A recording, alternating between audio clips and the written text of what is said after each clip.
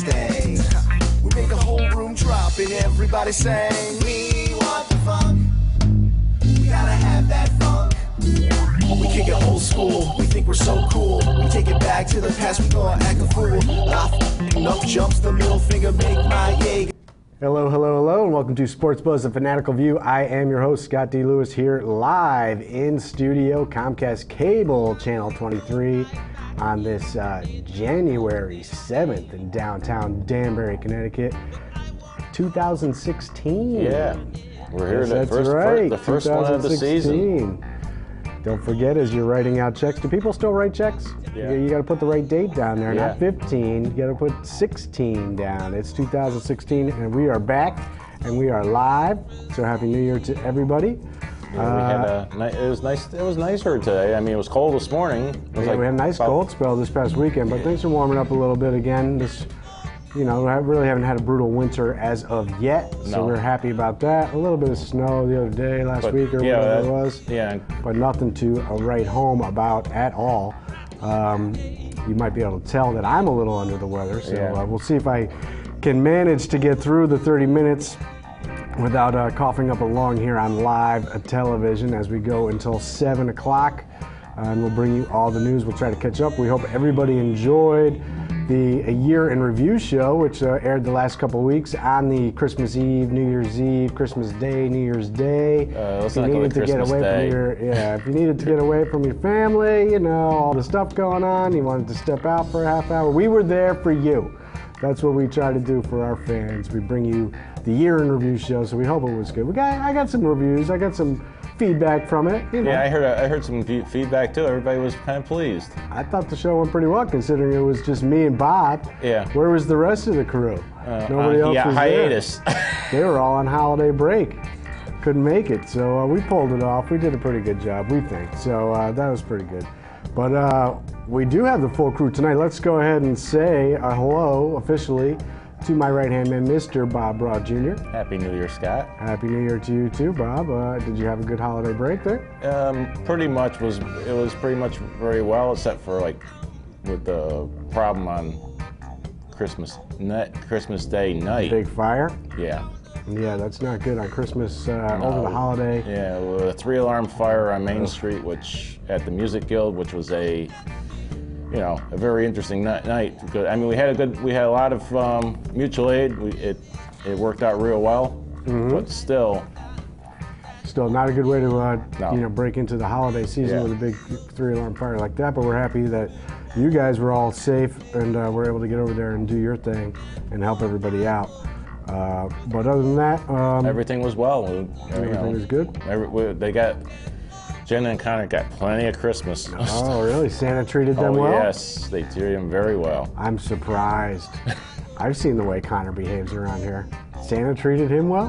He didn't get no coal. He got plenty of toys. Him and Jenna both. Santa knows that Connor and Jenna both do great work down here and are good kids all year round. Oh, Jenna did very well, especially with the Nutcracker. So. Oh, yeah. The reviews, speaking of good reviews, there were real good reviews for that. Bob's show, Spotlight On, airs Tuesday nights at 9, Wednesdays at 12. You know it's the holidays when you see what's on Bob's show this week. The Mental Health Band from the Bethel Summer Concert Series. Yeah. Hey, I mean, I had a lot. I didn't get a chance to air them during the summer. That did not air. So dig into the old footage during the holiday break when you don't have anything new to put up. So that's what you can see on his show. Our director, Mr. Mike Toohey, has returned from his holiday break, Expose Cinema. His show Friday nights at 9, Wednesdays at 1. Conner, as we just spoke of, the production assistant extraordinaire, he is here and back. We also have Mike McFadden, the Jet Met Maniac. He is here. We're both very Didn't really happy. get his views on the Jets before the show off air yet, but I'm sure he's not quite pleased with the way things turned out for those Jets of his. When it looked like for sure they were in the playoffs, winners of 5 straight. Thought they had it. I thought they had it. Not quite. But he was also the man. Sexy Rexy decided no. No. Old friend Sexy Rexy said no. McFadden is on the audio, so we can thank him for spinning the tunes. It sounded like we were going back and forth, a little reggae into hip hop in the open there. Nice job, Mike. We like the mix and match of the open music. Strange Man is here too, and you think I sound bad? You should hear him. He's in the whisper mode. He's got no voice whatsoever. He was celebrating too hard on New Year's, I think. Speaking of, we do have strange stats of the week to get to. Yeah, but you were also telling me before the show about our opening. The music. Yes, we've been pumping Black Rock Social, which our man Mikey Dreadlock Rasta, aka Sugar Summers, frontman of Fatty Roots, who you hear in the background right now, has been a part of, but he has stepped aside and he's heading back to Fatty Roots. So Black Rock Social's still out there, still a good band, but he had his fun with them this past year, but he's going back to his roots, the Fatty Roots, that is. So we'll look out for him this year, because we always like Fatty Roots. They're great band, so we'll see what they can do getting back together and getting back out on the scene, and I'm sure we'll keep track of that. All right, let's start the show with a riddle. Okay. Conner brought us a riddle. Okay. Let's get right to it. All right. I don't know if I'll give the answer. Maybe we'll let this linger. Hey, maybe we can get some calls in on We this. are live. 203-792-4101 is the phone number. You know, we're here until 7. How much time have we killed already? Yeah. Huh? Oh, okay. 7 minutes. 7 minutes? All right, we got more time to kill. What's the riddle? What is red and blue? Let that linger a little bit. Can we get a little bit of a hint? It's for the gamers. Okay. The gamers out there might know. What is red and what is blue? Are we talking what sport? No, we're not talking necessarily a sport. We're talking like maybe a video game or some game you play on your phone or something like that. All right. Hopefully somebody, hey, please, anybody want to call in, please, and give us some answer, See what you got. Well, I'll give the answer soon, and we'll get to some of the strange. Let's go to one of the strange man stats of the week right off the bat. I was going to save this till the end, but let's get the big one, the Hall of Fame. He's very excited about this. Mike Piazza, I'm sure you're very excited, and so McFadden is too. Yes. And Mike Piazza elected to the Hall of Fame. What is this, his 3rd year of eligibility? Finally he's in? 4th year. You know, there was some people up in arms about it taking so long. I always knew he was going to get in. If you watched the tracking of the votes, you could tell he was on course to get in. There was some, I would call it silly rumors about him with steroid use, but there's never anything linking him to steroid use. So, you know, he's in, and obviously he's a Hall of Famer with his production, his number, one of the most productive catchers in the history of Major League Baseball. Did he end up, I think he has the most home runs ever as a catcher, right? Yeah, and he's going in as a Met. Going in as a Met, he will join Tom Terrific in the Hall, the only two, Tom Seaver, only 2 Mets in the Hall of Fame. And here's your stat of the week. What draft pick, what round of the draft was he picked? Remember, by the LA Dodgers. First? No. Opposite end of the spectrum. Oh. 62nd round pick, which I believe at that time, at least, I don't know if it's changed since, was the last round. And I believe Tommy Lasorda knew somebody who knew Piazza, and he basically took a flyer on him as a favor to a friend. And so we're going to draft this kid because I know this guy. He said, draft this kid Piazza. He's a pretty good player. Maybe he won't make the team. Who knows? So 62nd round pick turns into a Hall of Famer, hits the most home runs ever as a catcher in Major League Baseball history. Not too bad. Pretty good by him. Okay, I got a stat for it. When did he? What did he do when coming back from the attack on 9/11? Well, that is one of the most iconic moments in baseball history. We remember when 9/11 took place, sports shut down. A good, 2 weeks? Yeah. No games were played, football, baseball, and that was towards the end of the season as we were coming into the postseason. We remember later the Yankees had to run into the World Series where they ended up coming up short, but those games at Yankee Stadium were legendary when they came back, 8th, 9th inning. Blast. Right. But Piazza was against the Braves? Yes. 9th inning? 8th inning. 8th inning? Down, losing in the game, bottom of the 8th, Piazza delivers one of the most iconic home runs in baseball history. If you see that video, search it out. It'll send chills up your spine still to this day if you watch that video and see what Piazza did on that night. And that was the first game back. Yep. Unbelievable moment. Great moment for the city of New York. great moment for the United States as everybody was coming back, and I'm sure a lot of people were tuned in that night. Sports helped heal a lot of people, at least get their mind off what was going on at that time. And he delivered the goods in a big way. Dead center field, right? Yep. Big, huge shot. Deep in the old Shea Stadium. Place was rocking. And that was, I know they do those polls like every now and then on some of the local sports radio shows. Best moments in New York sports history. That one always comes in right towards the top, if not the top. Just a memorable moment. And Piazza's had many great moments. And he will go into the Hall and he'll wear a Mets hat, so that is good. Plus, he's going in with another great guy.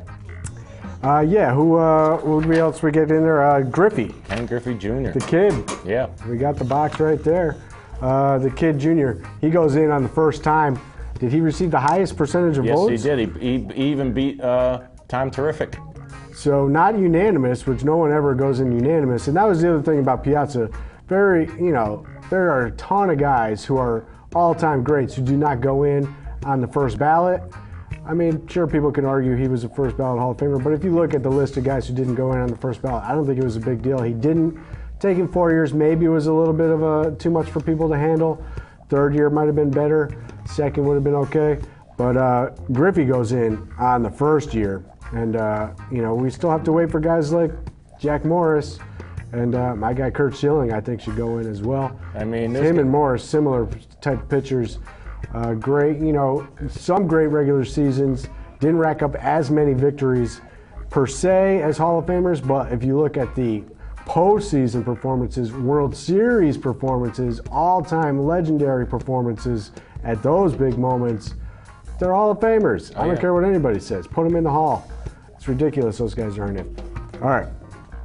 We killed a bunch of time there. We'll get to some more of his stats of the week as they come up throughout the show in more of a time. Do you want to give this riddle answer before we really move on? Let's give it a little time. 203-792-4101.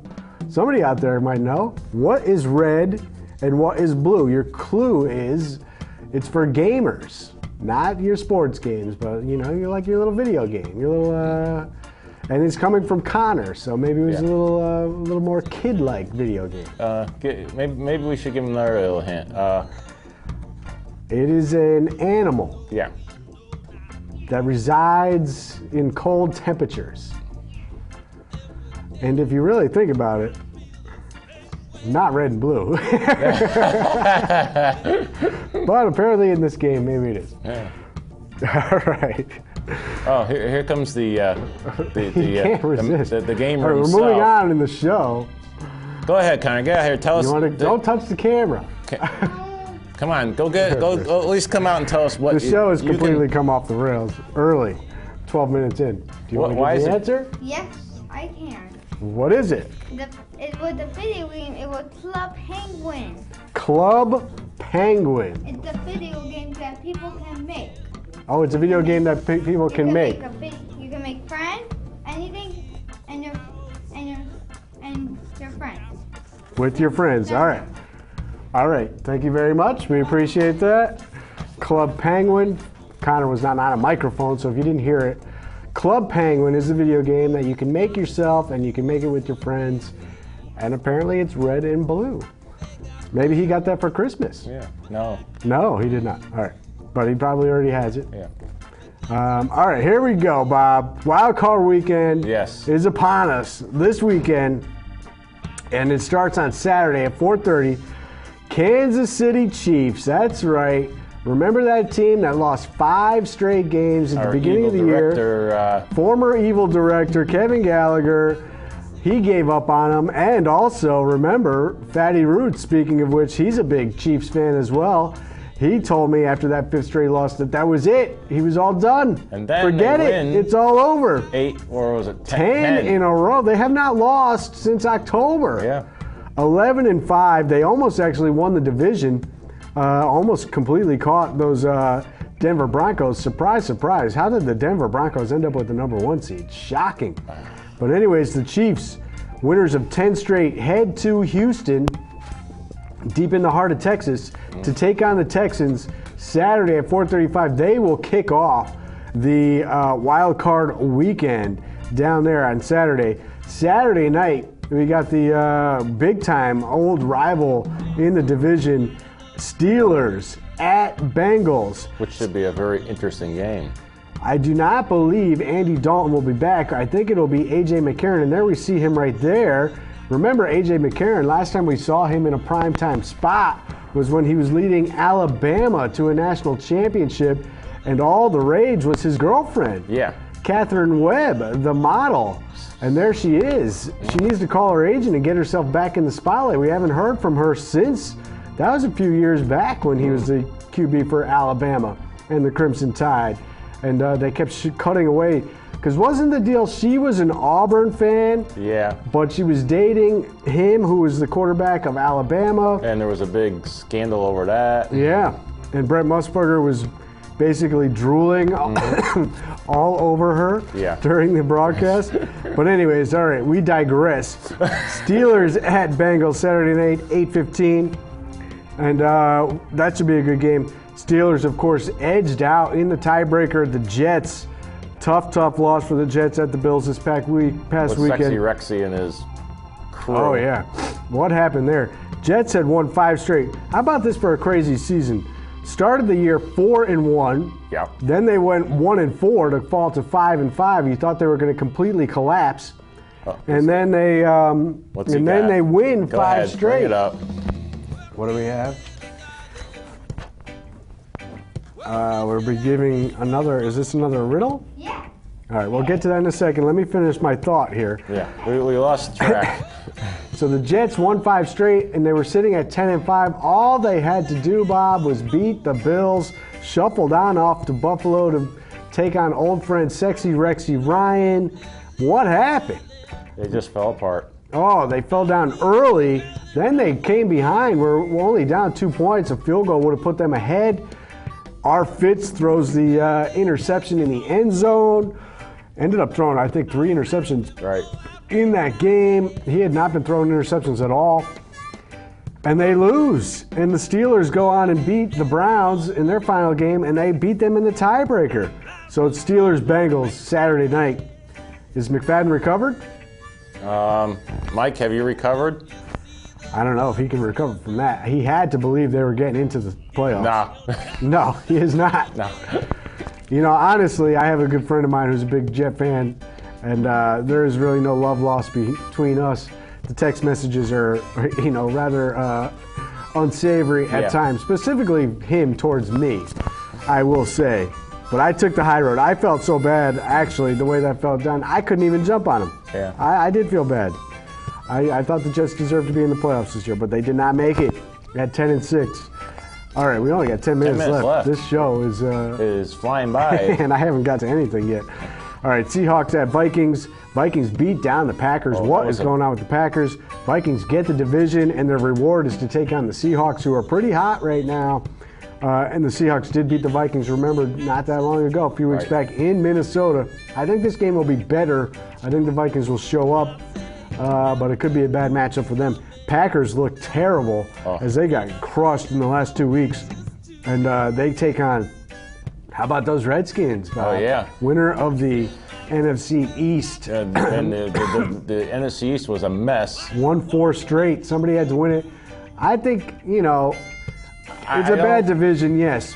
But the Redskins did what they had to do, and they have played well. I mean, you cannot deny that they have played well. They score points. Their defense is decent. And, you know, they jump out early. They got a pretty balanced attack. The running game isn't great. But I think they're going to be able to beat the Packers, to tell you the truth. I'm sure you're glad that the Patriots have a bye this weekend. Yeah, hopefully they can get healthy, because they look pretty terrible. Especially against them Miami Dolphins were, you know, and then the week before against the Jets. I mean, God. Yeah, right? You know, they had everything on their plate. They could have wrapped up the 1 seed 2 weeks ago against the Jets. They didn't do it.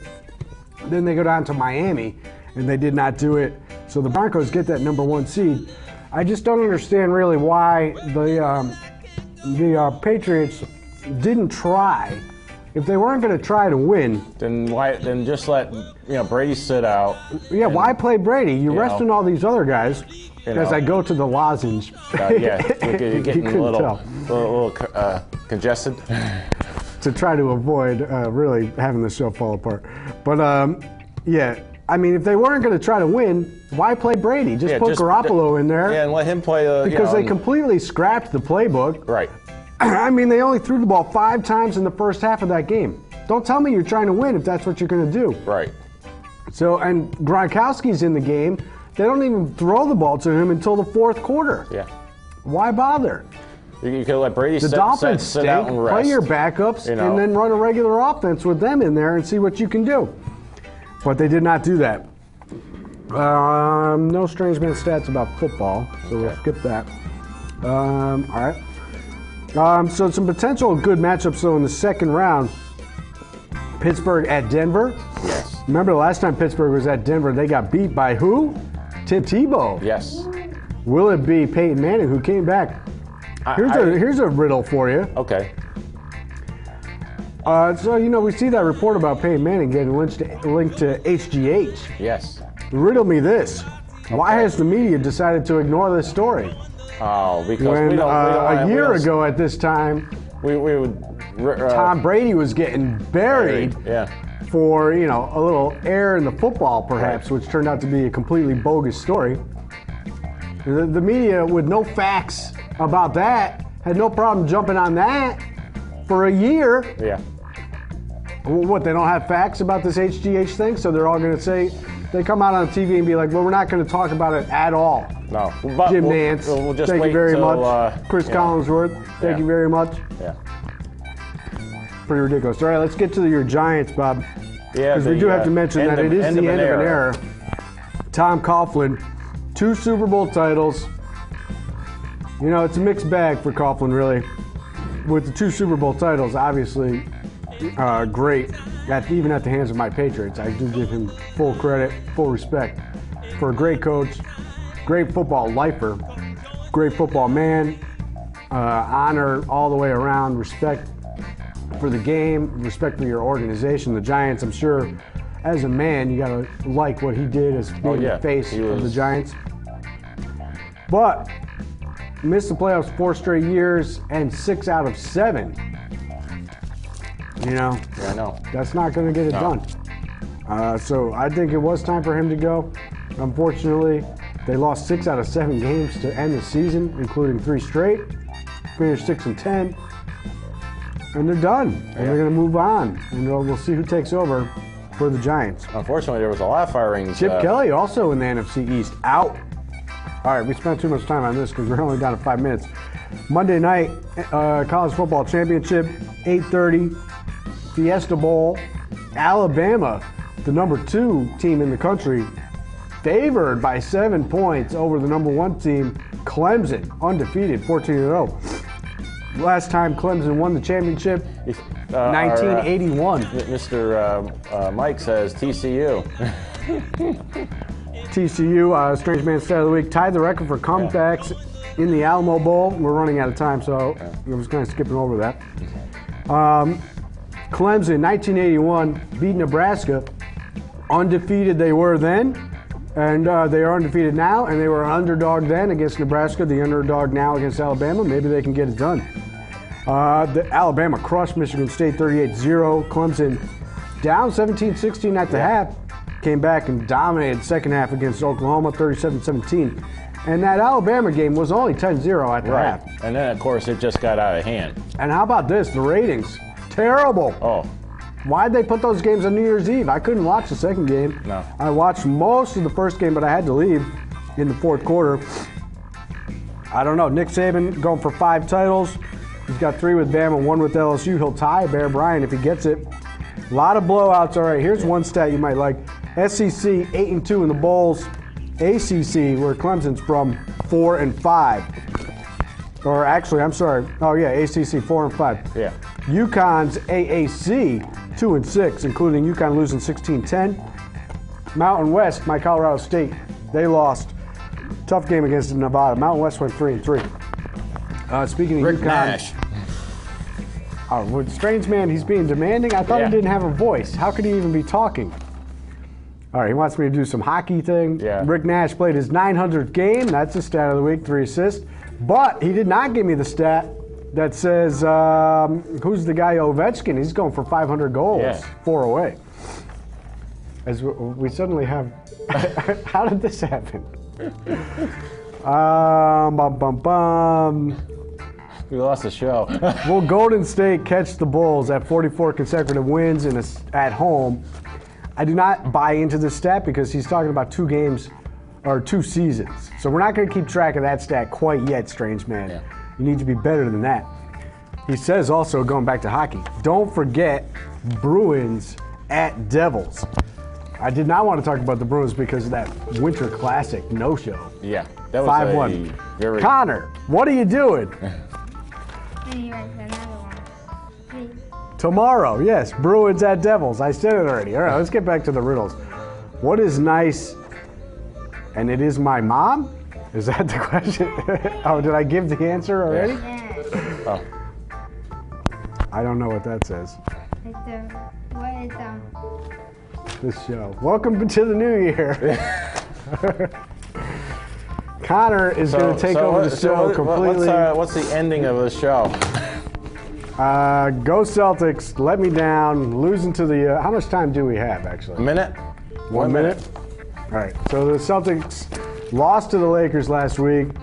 That was bad. Canadians beat the Bruins. That was bad. Yeah. Ruined my holidays. Celtics yeah. then backed it up by losing to the Nets. That was bad. Not good. Your Knicks, Bob, they have more wins this year than they had last season already at 18 and 19. Too bad the Eastern Conference is playing so well and they're still not in the playoffs. But if the Celtics keep stumbling like this, you know, maybe they'll catch them because Celtics are 8th seed right now. Celtics got a nice primetime matchup against the Bulls, who are the second best team in the East right now on TNT tonight. Yeah. So once we get out of here, I'll go and check that game out, perhaps. All right, are we out of time? We're almost out of time? I hope you feel better, Scott. By next week, I'll be back feeling better.